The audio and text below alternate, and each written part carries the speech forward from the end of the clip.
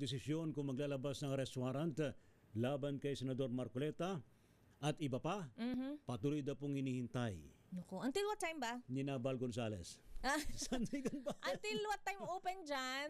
Kala mo, parang tindahan. Anong oras po bukas? Anong Parang oras ba yan? mall? Pwede bang umabot?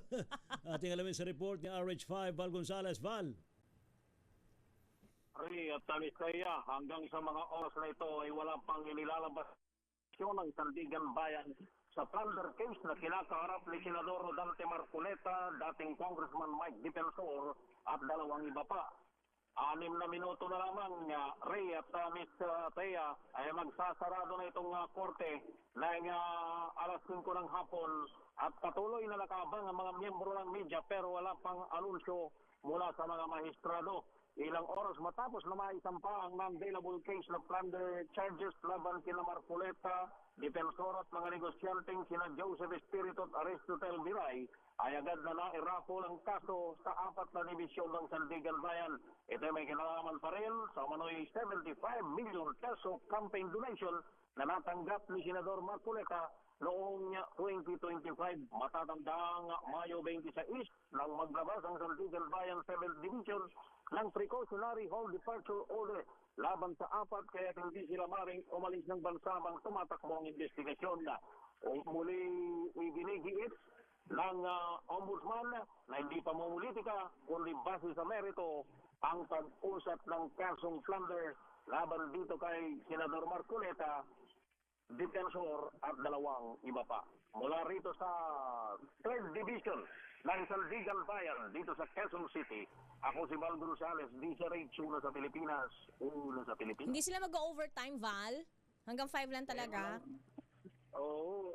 Actually, yung ibang mga empleyado dahil araw ng Biyernes ngayon, alam mo naman, merong austerity program na pinatutupad ng gobyerno nung yung iba mga work from home pero bukas na bukas naman itong tanggapan ng 3rd Division ng Sandigan na Bayan pero gaya nung maraming mga kasama tayo sa media ay patuloy na naghihintay. Meron pa namang nalalabi na 4 na minuto. Pero usually, Val, sa experience mo sa pagko-cover dyan sa Sandigan Bayan, ano yung latest na naglalabas sila ng warrant?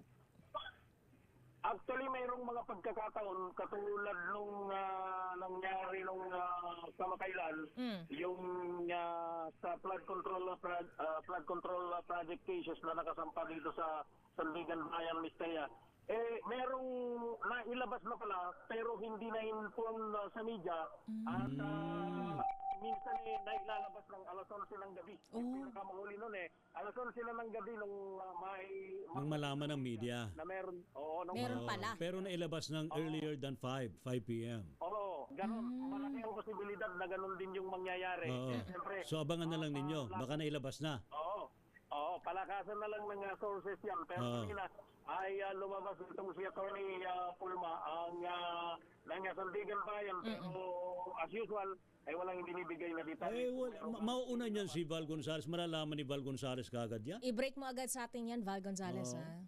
Oo, yan ang ating aalamin dahil kahit na magsara ang Sandigan Bayan, hindi pa rin natin alam kung earlier ay mayroong ang nailabas na desisyon ang anti-graft court Ray at Mistaya. Alright, sige. Galangan mo ang pag-antabay. Talagang pakinggan mo ng husay ang mga last 3 minutes. Umaalingaw-ngaw dyan. Last 3 minutes na, ha? Abangers pa rin tayo. So, yan ang sitwasyon. Mula rito sa Sandigan Bayan, back to you, Ray at Mistaya.